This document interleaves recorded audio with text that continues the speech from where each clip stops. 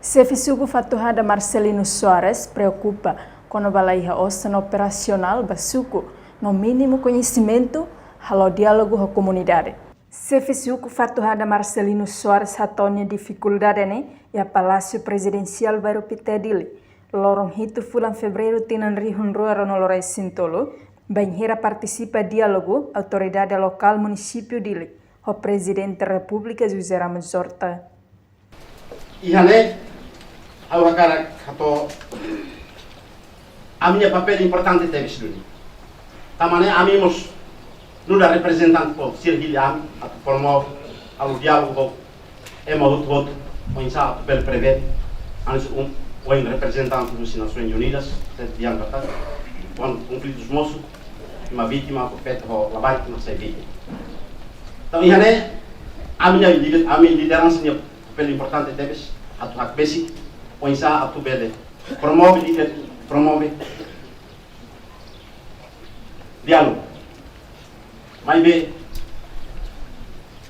ami lá ia orçamento apoio ao diálogo.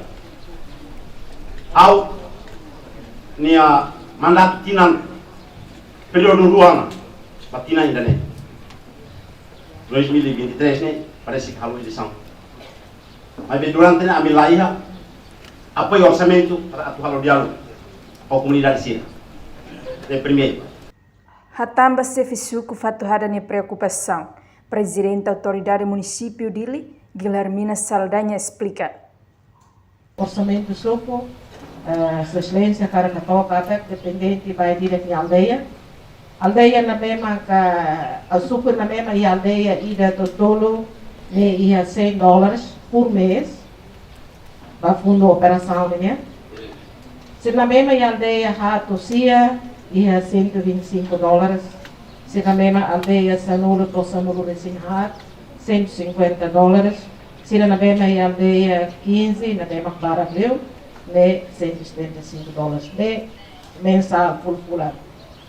O orçamento né, também o sucata, às vezes pula ainda, e tem a operação bele Barableu, e a mostra pulambara, na pulambalo na mesma, e tem a operação Kikleu.